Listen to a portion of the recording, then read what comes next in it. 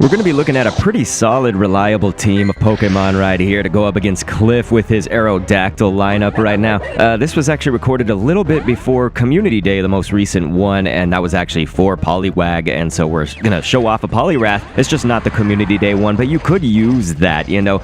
It having counter now is actually going to be great, honestly, for the Team Go Rocket fights, but I do just want everybody to please forgive my voice. I actually have been recovering from strep throat. I've only had that twice in my life, and it was both in 2023. I don't know what's going on. It's crazy. But yes, the good thing about this is obviously the Aerodactyl, right? It's going to be like kind of your main resistor in the circuit, I would say, when you're going up against Cliff, right? I think most of you guys would agree.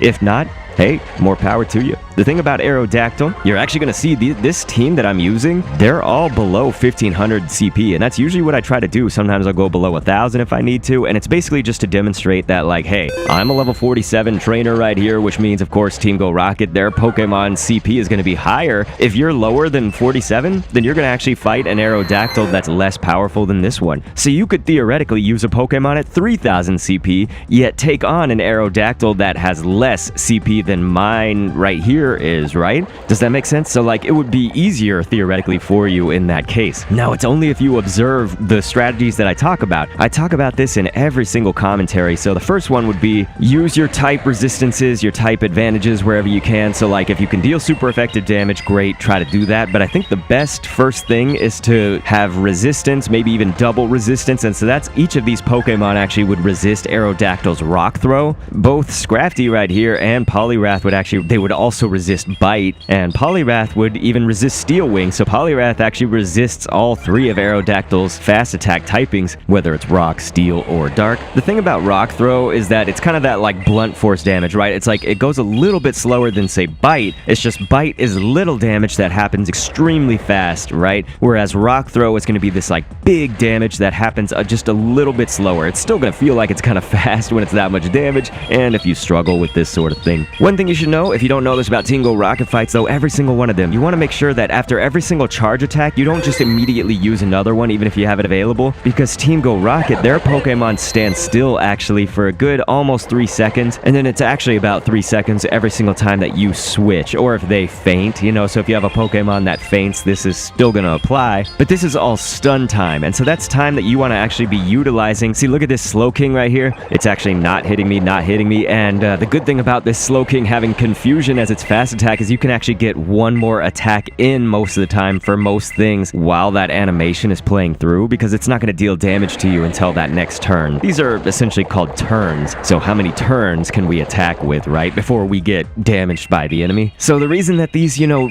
below 1500 CP Pokemon are all just doing so well against these monsters, I mean, that Aerodactyl at 10,000 CP, right, this one has 14,000, is because we're taking advantage of all of these things that I'm talking about. So the resistance, that's going to be a major piece of it, but taking advantage of that stun time, and another way to do that is to have these movesets on my Pokemon, your Pokemon that you're going to use, have those movesets that can just spam out rapidly. So Poliwrath, again, counter being its fast attack is going to have a similar effect, but this Poliwrath right here has Mud Shot, and so Mud Shot, it's an attack that doesn't really do a lot of damage, but it does generate a lot of energy. Counter actually can deal a lot of damage while getting a decent amount of energy per hit as well. So that's the key, right? You want to generate a lot of energy per hit, even if you're not dealing a crazy amount of damage with your fast attack. And then you want charge moves that don't really take a lot of energy to fire off. Like this one, this is Power Up Punch right here. It's good if you can also to have your Team Go Rocket Poliwrath, whichever one you're using for these TGR fights, to also maybe give it another charge attack. Give it Ice Punch along with that Power Up Punch. Let's say you're swimming in Poliwraths and swimming in Candy and Stardust and all that. Maybe have like a fighting Poliwrath. You could have Submission and Power Up Punch and counter,